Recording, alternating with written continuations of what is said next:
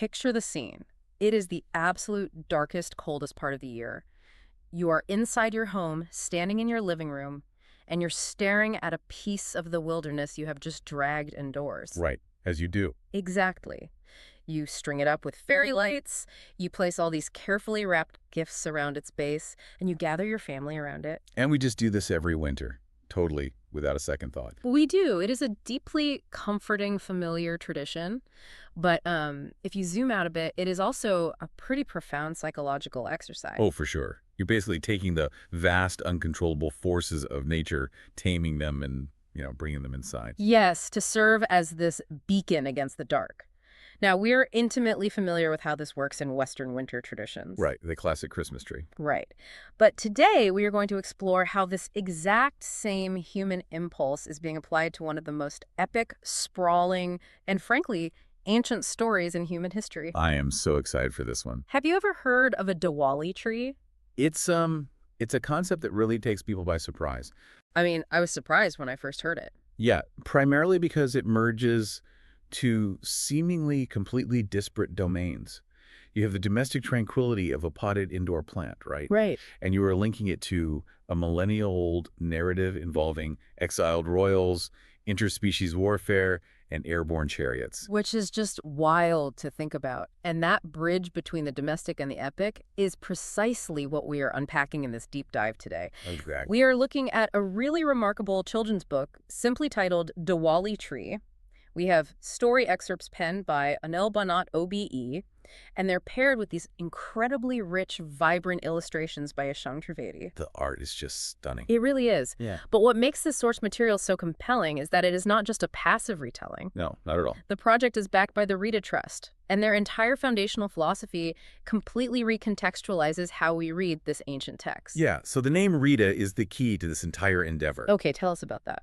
Well, in Vedic philosophy, Rita represents the natural law that basically governs our existence. So it's like a cosmic order. Exactly.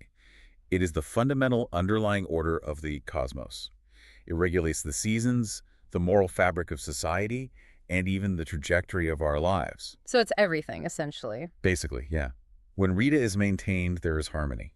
But when Rita is disrupted, there is total chaos. Which sets the stage perfectly for the story. Right.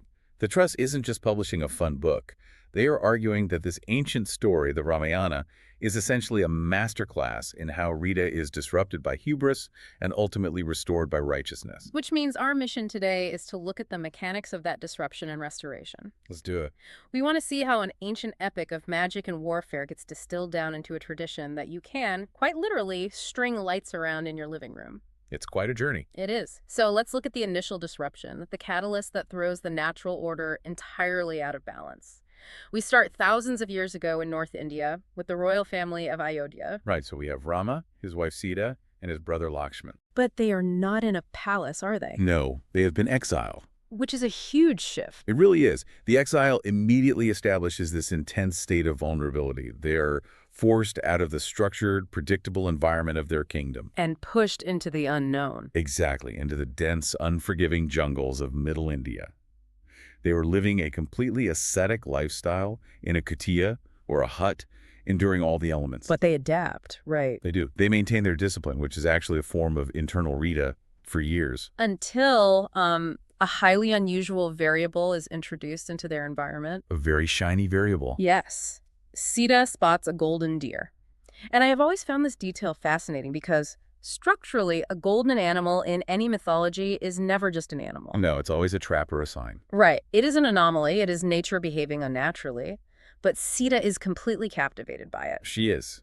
She asks Rama to catch this golden deer for her as a pet. And Rama, just trying to fulfill her wish, chases it deep into the jungle. Which is exactly what the villain wants. Because the golden deer is an illusion designed specifically to break their discipline. It preys on desire. Exactly. Rama's pursuit of it creates a physical separation, leaving Sita relatively unprotected back at the hut. Now, Lakshman does eventually follow his brother to help, but before he goes, he establishes a very clear physical boundary. Right. Famous line. Yes. He tells Sita to remain strictly on the veranda of the kutia. He draws a literal line in the dirt between the safety of their domestic space and the chaos of the jungle.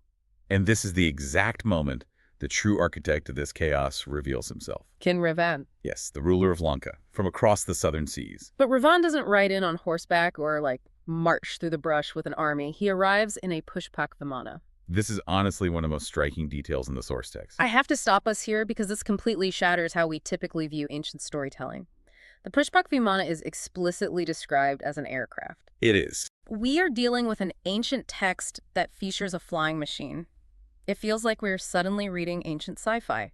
It really does. Why do we so often assume ancient people only imagined power in terms of, magic wands or dragons rather than mechanized flight? I think we tend to severely underestimate the technological imagination of the ancients. Clearly. The pushpak vimana isn't just a magical object. It represents an incredibly sophisticated visualization of asymmetrical power. Like air superiority. Exactly that. Revan isn't just crossing a landmass. He is conquering the skies. It demonstrates that the ancients understood that ultimate dominance meant transcending the limitations of the Earth itself. Wow. Yeah, Revan's aircraft is a symbol of his hubris. He believes he is literally above the natural law. But despite having an aerial advantage, he doesn't initiate a direct brute force attack on the Kutia. No, he goes for psychological warfare. Right. He disguises himself as a sadhu, approaching the veranda as a wandering holy man in need of food. Which is a profound perversion of the social order. So? Well, he weaponizes the cultural obligation of hospitality. Sita is bound by the moral law to feed a sadhu, but she is also bound by Lakshman's warning to stay on the veranda. So she's trapped between two rules. Right. Ravan uses her adherence to social duty against her. He tricks her into stepping just past that boundary. And the moment she crosses that threshold, the illusion just evaporates. Ravan abducts her, forces her into the pushpak vimana, and launches back into the sky toward Lanka. Leaving Rama and Lakshman to return to an empty kutia. The natural order is completely shattered at this point, but the narrative shifts here. It has to. Yeah, it moves from a story of isolation to a story of massive, complex alliances, because Rama does not attempt to cross the subcontinent alone. He couldn't. The restoration of Rita requires immense collaboration. And the first indication of this comes from the animal kingdom, right? Yes. During their search, Rama and Lakshman encounter Jatayu, who is an enormous white eagle. But Jatayu isn't just passing by. He's been mortally wounded. Because he tried to help. Right. When he saw the pushpak vimana flying overhead with Sita, this eagle decided to take on Revan's aircraft midair. It's such a powerful image. It really is. It is this staggering image of nature itself revolting against Revan's actions. And before Jatayu dies, he manages to give Rama the crucial intelligence that Sita has been taken to Lanka. Which sets the real journey in motion. Jatayu's sacrifice catalyzes a broader unification. It leads Rama and Lakshman to forge an alliance with Hanuman and the massive Venar army. Yeah, the monkey humanoid warriors. Right. You have human royals teaming up with these powerful monkey humanoids.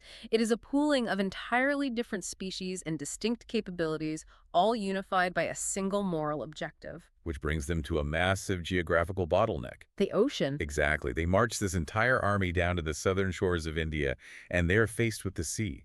Lanka is on the other side. They have the numbers, but they lack the vessels. And this is where the text introduces the magic floating stones. Okay, let's talk about these.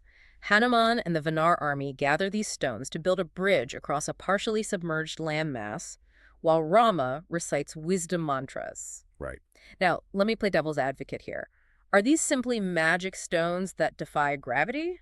Or are we looking at a mythological framing of ancient civil engineering? That's a great question. Like the idea that human or Venar ingenuity, massive labor forces, and solid leadership can build structures that seem to defy the laws of physics. Well, if we view this through the lens of Rita, the distinction between magic and engineering disappears entirely. Wait, really? Because engineering is essentially the mastery of natural law. The text specifies that Rama is reciting mantras, so he's focusing on the cosmic order, while the army performs the intense physical labor of construction. Oh, I see. It is an allegory for what happens when human effort aligns perfectly with the laws of nature. To an outside observer, a bridge spanning an ocean seems magical. But in reality, In reality, it is the zenith of collaborative problem-solving and focus. it is the ultimate manifestation of infrastructure as a divine act. I love that. And while this bridge is being painstakingly assembled, the psychological battle in Lanka is escalating. Raven has sequestered Sita in this palatial garden called the Ashok Vatika. He pivots from force back to manipulation, He right? does. He attempts to overwhelm her with opulence. He offers her vast wealth, exquisite silks, exotic foods, and even proposes marriage. He assumes her loyalty can just be bought if the price is extravagant enough. But she rejects it completely. Yeah. She is isolated, surrounded by a hostile kingdom, yet her internal resolve is absolute. She refuses everything he offers. And that isolation is finally broken when Hanuman utilizes his incredible agility to literally leap across the sea ahead of the army. He's a scout. Right. He locates her in the Ashokvatika and delivers the message that rescue is imminent. And Sita's resilience in the Ashokavatika is just as vital to the restoration of order as the physical bridge being built. Because she doesn't give in. Exactly. She refuses to let Ravan legitimize his disruption of Rita. Hanuman's arrival validates her endurance and sets the stage for the inevitable kinetic conflict. So the bridge is completed, the Vinar army crosses, and the conflict erupts. The source text describes a devastating war. It's a massive battle. Which brings us to the pivotal botanical element that eventually titles our deep dive. The battle reaches a critical crisis point when Rama's brother Lakshman sustains a mortal wound. The entire momentum of the rescue just halts. Rama is totally paralyzed by the impending loss of his brother. They turn to an Ayurvedic doctor on the battlefield, right? They do, and he diagnoses that the only viable treatment is a highly specific Sanjivani herb. But there is a massive logistical nightmare attached to this prescription. A huge one. They are currently fighting at the extreme southern tip of the Indian subcontinent. But the Sanjivani herb tree only grows on the Dronagiri mountain way up in the Himalayas in the north. And they need this herb immediately to save Lakshman's life. It is a fetch quest with an impossible deadline. Truly. And this is where Hanuman's unique capabilities are deployed again. He takes flight, covering the immense distance to the Himalayas in record time. However, upon arriving at the mountain, he encounters a bit of a problem. Right, an identification issue.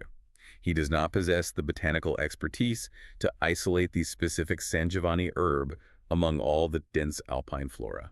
I always find his solution to this problem both hilarious and just awe-inspiring. It's very direct. He doesn't waste time guessing. He simply utilizes his immense strength to uproot an entire section of the mountain. The whole thing. He carries the whole peak complete with its entire ecosystem of bay, tulsi, and evergreen ficus trees and flies it all the way back to the war zone in Lanka. It is a wildly blunt force approach to a delicate medical emergency. But it works. It highlights the contrast between raw power and specialized knowledge. Hanuman provides the brute force required to bypass the geographical constraint, delivering the raw materials to the doctor. And then the doctor takes over. Right. The Ayurvedic doctor then applies his specialized knowledge to locate the Sanjivani amidst the bay and tulsi, and he synthesizes the life-saving potion. Lakshman is revived, and the alliance regains its footing.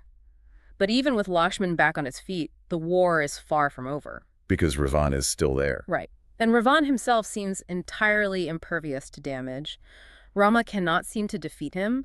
The breakthrough only comes when they receive high-level intelligence from a defector. And not just any defector. The defector is Vabshan, Ravan's own younger brother. Wow. Yeah, Vibshan represents a critical ideological fracture within Lanka. He had fundamentally opposed the abduction of Sita from the very beginning. He prioritized moral law over family. Exactly. He chose Rita over his familial ties. And for this dissent, Ravan exiled him. So Vibshan crosses enemy lines and reveals the ultimate tactical secret. Ravan is not invincible. No, he has one. Hyper-specific vulnerability. He even tells Rama that Ravan can only be killed if he is struck directly in the belly button. Which is such a specific detail. Rama takes the shot, hits the mark, and the seemingly immortal king finally falls, ending the war. But let's pause here because the belly button detail is so fascinating to me. It really is. It echoes the Achilles heel in Greek myth so perfectly. Why do you think ancient narratives consistently embed these bizarre, highly localized anatomical weaknesses into their most powerful villains? Well, absolute invincibility creates a narrative dead end. But more importantly, it creates a philosophical contradiction. How do you mean? If a being can completely transcend mortality, then natural law is broken. The vulnerability is necessary to prove that Rita ultimately governs everyone, no matter how powerful. Oh, that makes sense. And the choice of the belly button is particularly poignant. It is the scar of birth. Oh, wow. I hadn't thought of that. Yeah, it is the undeniable physical proof that Ravan, despite his aerial chariots and his godlike posturing, was born of a mother. He's a mortal biological entity. His vulnerability is a permanent reminder of his origin, hiding right beneath his armor. The very mark of his connection to life is what brings about his end. It's a brilliant layer of meaning. It really is. So, with Ravan defeated, the cosmic order begins to stabilize. But Rama doesn't just plant his own flag in Lanka and take over. No, he enthrones the defector, Vibhishan, as the new rightful king. Ensuring that the kingdom is left in the hands of someone who actually respects the moral law. Because the objective was never conquest, it was restoration. Once stability is ensured in Lanka, Rama, Sita, and Lakshman, accompanied by Hanuman, finally turn their attention homeward. And they secure a serious upgrade for the return journey. They do. They borrow the Pushpak Vimana from the new king and fly all the way back north to Ayodhya. The narrative shifts from the grim realities of war to overwhelming jubilation. The people of Ayodhya have been waiting years for this return. Right, and to guide the Vimana through the night sky and welcome their rightful rulers home, the citizens light thousands of small earthen lamps. They ignite fireworks. This illumination is profoundly symbolic. It is the visual representation of light conquering darkness. Of knowledge overcoming ignorance. Exactly. And of the ultimate triumph of Rita over chaos. The streets are filled with dancing, people are sharing sweets, and this precise mythological moment is the foundational origin of Diwali, the Festival of Lights. It's a beautiful origin story. But buried in the descriptions of this grand, sweeping celebration, there's one specific detail in the source illustrations that just really stands out to me. Oh, about Hanuman. Yes. While the citizens are lighting lamps and the royals are reclaiming their throne, Hanuman is occupying himself by giving rides to the local children. The text notes that he hoists the children onto his broad shoulders, taking them up to give them an aerial view of the festivities and showing them exotic places. I just cannot get over the tonal shift of that image. That is so sweet. Right. Here is a warrior who literally tore a mountain out of the earth and carried it across a continent, and at the victory party, he is functioning as a fairground ride for toddlers. It does such a masterful job of deflating the intimidation factor of these epic figures. It takes the divine and makes it incredibly approachable. It anchors the massive scale of the Ramayana in a moment of pure, relatable childhood joy. That moment really encapsulates the true purpose of the entire epic. The grueling exile, the terrifying warfare, the disruption of the cosmos. All of it. Yeah, all of it was endured to secure a world where children can safely play on the shoulders of giants. It grounds the abstract concepts of victory and righteousness in the tangible reality of family life. Which brings us to the core of what the Rita Trust has built with this book and the answer to the question we posed at the very beginning. How do you compress all of this into a Diwali tree? Yes. What is the connection? The connection actually lies in the flora that Hanuman transported. When he ripped up the mountain. Right. When he ripped up the Dronagiri mountain, which the text playfully locates in Uttarakhand, dubbing it the UK of India, at the Himalayan foothills, he brought back a specific ecosystem. Okay. The book reveals that the magical Sanjivani tree, the plant that restored life to Lakshman, is actually the bay leaf tree. The bay leaf tree.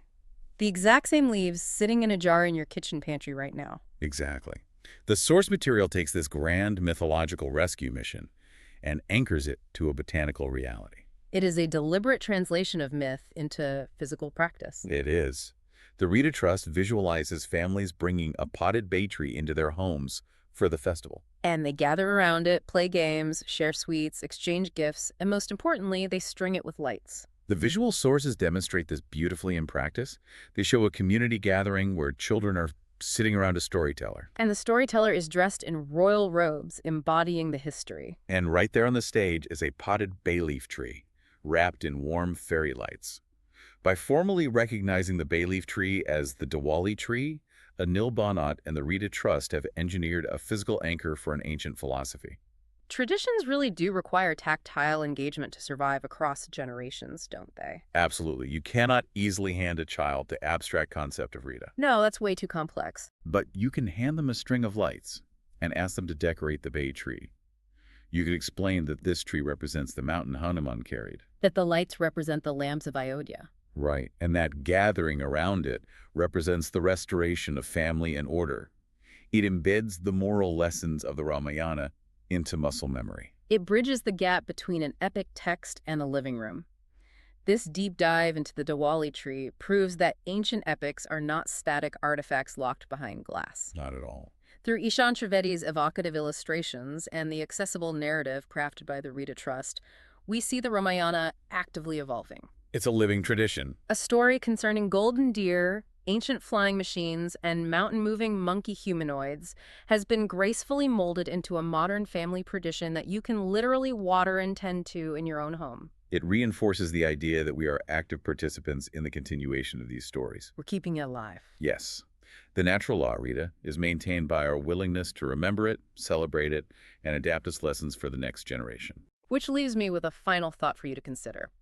If an ancient society utilized stories of magical herbs, floating stones, and sky chariots to instill an understanding of cosmic order and the triumph of light over darkness. What narratives are we constructing today? Exactly. What modern stories are we telling our children right now that might evolve into the unquestioned natural law for humans thousands of years in the future? It's a powerful question to end on. Thank you for joining us on this exploration of myth, mechanics, and the origins of the Diwali tree.